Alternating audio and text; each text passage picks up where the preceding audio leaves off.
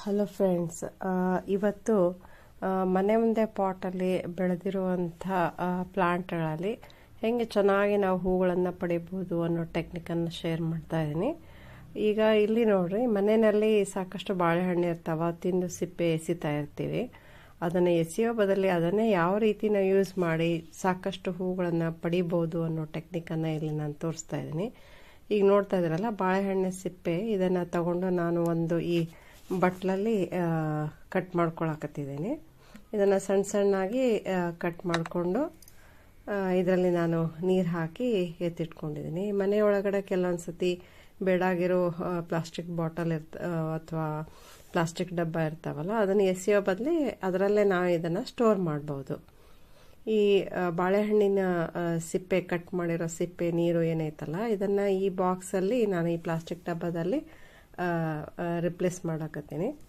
ಇದೇ ರೀತಿ ಇದನ್ನು ನಾನು 2 ದಿವಸ ಹಿಂಗೆ ಸ್ಟೋರ್ ಮಾಡ್ತೀನಿ. 2 ದಿವಸ ಆದಮೇಲೆ ಇಲ್ಲಿ ನೋಡಿ, ನೀರು ಕಲರ್ ಚೇಂಜ್ ಆಗುತ್ತಿಲ್ಲಿ.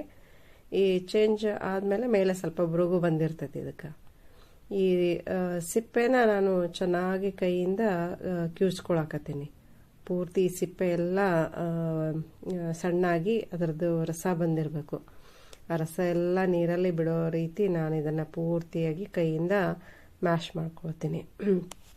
ಈ ರೀತಿ ನಾವು ಯೂಸ್ ಮಾಡೋ ಈ ನೀರು ಏನೈತಲ್ಲ, ಇವುಗಳನ್ನು ಗಿಡಗಳಿಗೆ ಹಾಕಿದರೆ ಸಾಕಷ್ಟು ನಾವು ಹೂಗಳನ್ನು ಪಡಿಬಹುದು. ಅದೇ ರೀತಿ ಗಿಡನೂ ಸಹಿತ ತುಂಬ ಸೊಂಪಾಗಿ ಬೆಳಿತೈತಿ.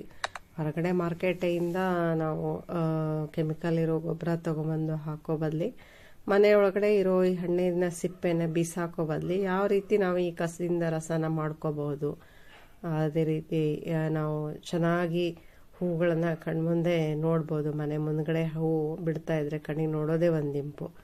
ಅದನ್ನು ನಾನಿಲ್ಲಿ ಅನುಭವಿಸಿದ್ದೀನಿ, ಅದನ್ನೇ ನಾನು ನಿಮ್ಮ ಹತ್ರ ಶೇರ್ ಮಾಡ್ತಾ ಇದ್ದೀನಿ.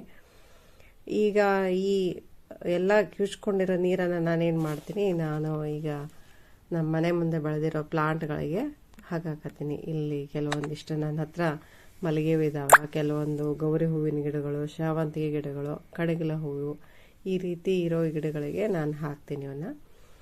ನಾನು ವಾರದಲ್ಲಿ ಪ್ರತಿ 2 ದಿವಸಕ್ಕೊಮ್ಮೆ ಇದನ್ನು ನಾನು ಟ್ರೈ ಮಾಡ್ತಾ ಇದ್ದೀನಿ. ಒಂದು ವೀಕ್ಲಿ ಟ್ವೈಸ್ ಈ ಗಿಡಗಳಿಗೆ ಸ್ವಲ್ಪ ಈ ನೀರನ್ನು ಹಾಕ್ತಾನೆ ಇರ್ತೀನಿ.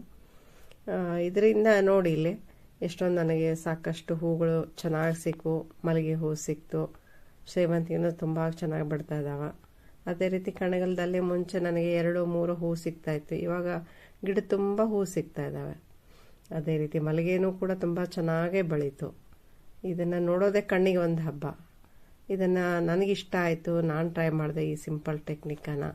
ನಿಮ್ಗಿಷ್ಟ ಆದರೆ ನೀವು ಟ್ರೈ ಮಾಡಿರಿ. ಲೈಕ್ ಆದರೆ ಶೇರ್ ಮಾಡಿ, ಸಬ್ಸ್ಕ್ರೈಬ್ ಮಾಡಿರಿ. Thank you.